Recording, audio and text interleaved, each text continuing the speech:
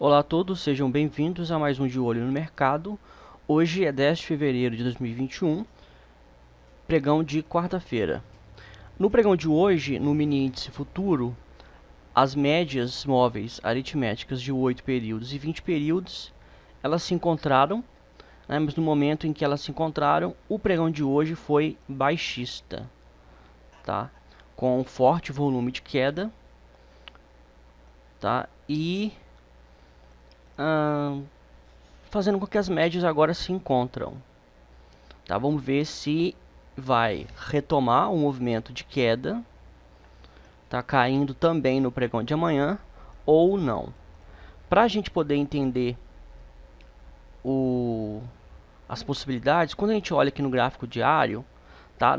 Às vezes a gente não consegue chegar a uma conclusão sobre as possibilidades, mas no gráfico de 1 hora, o gráfico de 60 minutos, ele nos dá uma visão melhor, tá? Porque ele é um prazo menor. Então a gente pode ver que no pregão de hoje ele caiu. Aliás, ele caiu não, né? Ele caiu, né? Ele continuou o movimento de queda e se lateralizou. Agora ele fez um repique, ele bateu na média de 8 períodos, tá? E aí é o seguinte, quando ele romper 117.825 pontos, ele vai confirmar esse pivô de baixa, tá? Aqui é o topo, é o fundo, aí aqui fez um topo mais baixo que o fundo anterior, que o topo anterior, aliás. E ele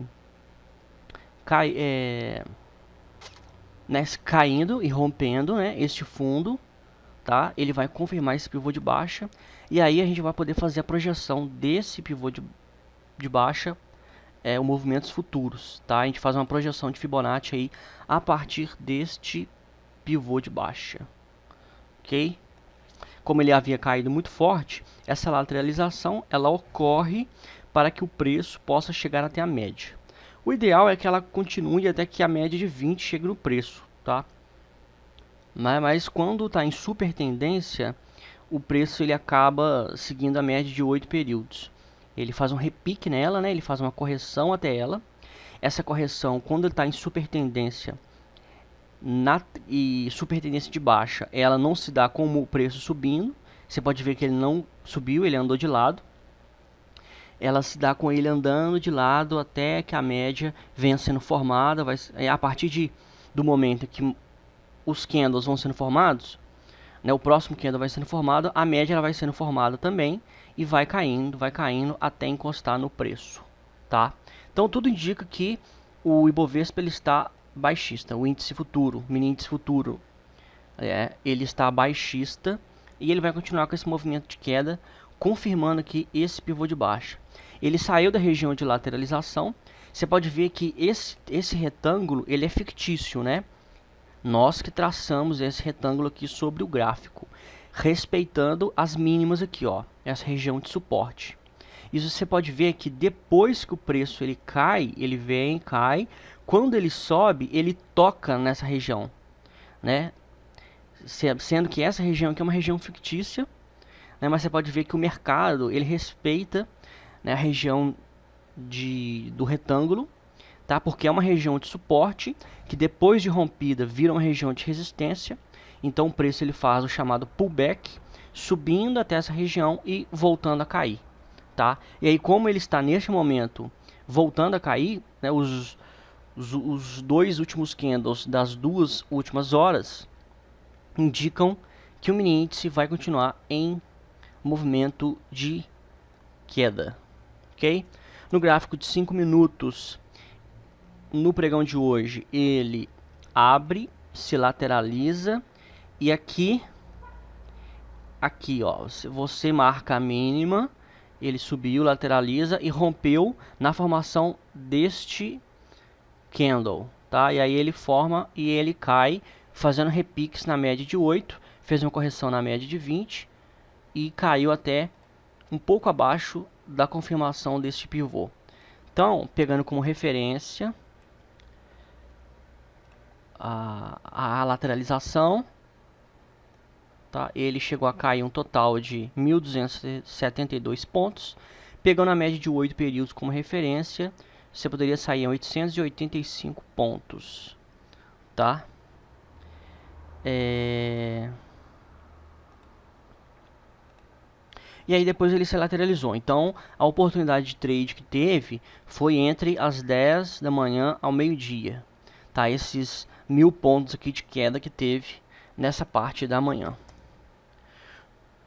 Então vamos lá no dólar, mini dólar. O mini dólar continua dentro da região de lateralização, formando um doji levemente altista, mas é um candle de dúvida, tá? No gráfico de 60 minutos ele continua dentro da região de lateralização e ele precisa decidir aí se ele vai subir ou se ele vai cair. É uma grande pressão vendedora, assim como também é uma grande pressão compradora, tá? Essas forças se equilibram, oscilando, né, entre acima ou abaixo da média. Então é necessário ver qual das duas forças vai se sobrepor, se sobressair, para que o preço possa ir para algum de ambos os lados e começar aí uma tendência. Como foi um doji, vamos voltar aqui no gráfico diário, um doji, um candle de dúvida, o mesmo tanto que ele sobe, ele caiu. Tá? Então assim, dentro do gráfico intradiário, a oscilação foi muito forte e ele acaba não tendo tendência. Né? Você pode ver que hoje ele sobe, perdão, ele faz um repique na média de 8 e sobe. Quando ele sobe, ele já para de subir logo em cima. Então quem entrou nesse repique na média de 8 já tomou um stop aqui. Talvez saiu no 0 a 0, né? Não necessariamente foi um stop loss, tá? Mas o preço voltou e aí acionando o stop. Principalmente se você faz um stop barra barra, você conseguiu proteger o seu capital, tá? E não perdeu nada. Ele volta, e aí quando ele volta, ele tem a média de 200 aqui, tá? E ele fica lateral sobre a média de 200 um bom tempo. Chega a fazer uma mínima aqui nesse candle, e aí você tem que marcar essa mínima e esperar ele sair dessa lateralização. Mas você pode ver que ele aciona de novo um trade de venda, lateraliza para voltar a subir. Tá? Então, as duas possibilidades que ele aparentemente deu, ele acionou logo após um stop, tá? E não permitiu aí um trade de tendência. Ele não chegou a formar nenhum pivô de alta, nenhum pivô de baixa. Ele fez leve repique na média de 8, tanto no início quanto aqui no meio da tarde, tá? Mas nada que ensejou aí a possibilidade de um trade. Então o mini dólar hoje estava sem tendência e sem oportunidade de trade, tá? E aí é o seguinte, né? É aquela velha máxima que eu sempre falo, né? A gente marca máxima, a gente marca mínima e espera aí. Você espera no gráfico intradiário, tá? Você vai nos 5 minutos e espera. A máxima está lá em cima e a mínima está aqui embaixo, tá? Ele vai ter potencial de alta rompendo lá em cima, tá? Porque acaba que a máxima se torna uma resistência e a mínima se torna uma região de suporte. BOVA 11 baixista no encontro das médias. O volume hoje foi grande de venda. Vamos ver o OBV em queda, né? Olha só, OBV em queda, sinal que bastante gente aí desmontou posição no BOVA 11, tá?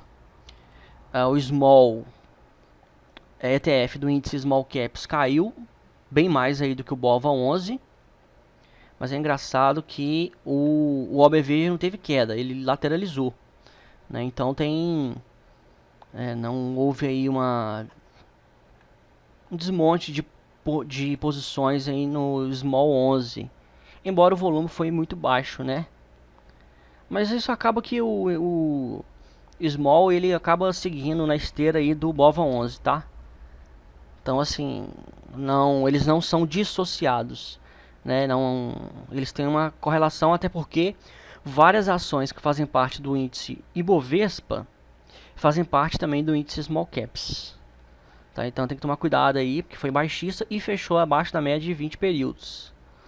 Tá? Fechou abaixo da média, não respeitou a média, então a gente não considera isso aqui um pivô de alta. Tá? Já desconfigurou o pivô, não conseguiu romper a região de resistência que havia testado aqui e voltou a cair. E aí, como não respeitou a média, fechou abaixo da média, tudo indica que ele vai continuar em movimento de queda. Entre os papéis que mais subiram, temos Home 3, chegando aí próximo do alvo de Fibonacci, que a gente chegou a projetar no mês passado, em R$ 21,56. Né? Eu li aí que a Indústrias Home apresentou aí um resultado muito grande, então o número de compradores vai ser alto. Você pode ver que o OBV está em alta. Essa é uma das empresas que mais pagam dividendos, né? Então, né, é uma boa ação aí para longo prazo a se pensar, tá? SMTO3 foi o segundo papel que subiu. Para quem é assinante aí da Grafistas, né, teve aí o nosso setup de compra acionado, tá? Esse é um dos papéis que entraram na nossa planilha no dia de ontem.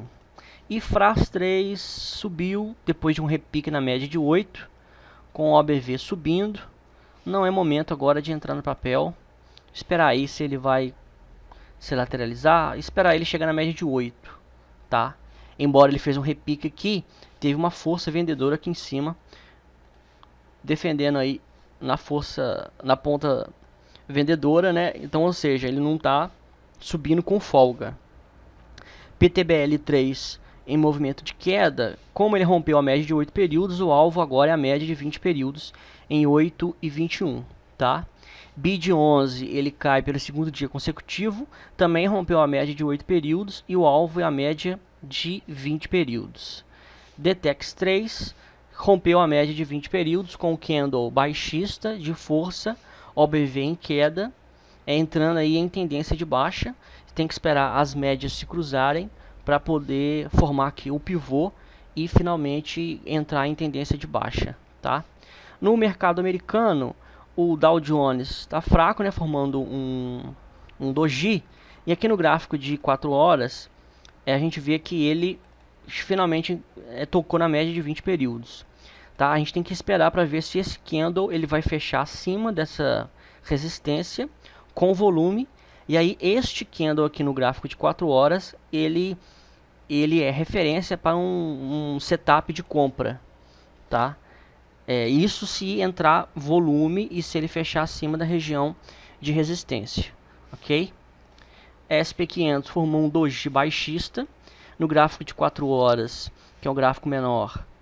Ó, ele chegou a romper abaixo da média de 20, tá? Sobre a média de 20. Então ele está lateralizado, tá? Não está com oportunidade de trade.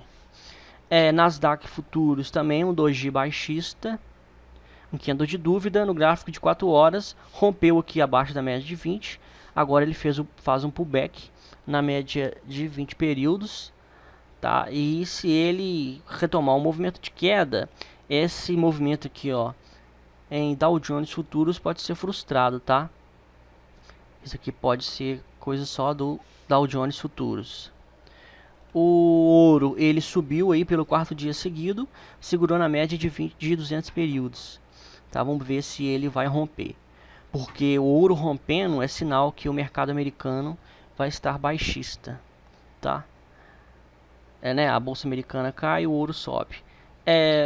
Petróleo em movimento lateral, petróleo WTI, petróleo Brent também em movimento lateral depois de ter subido aí seguidamente, né?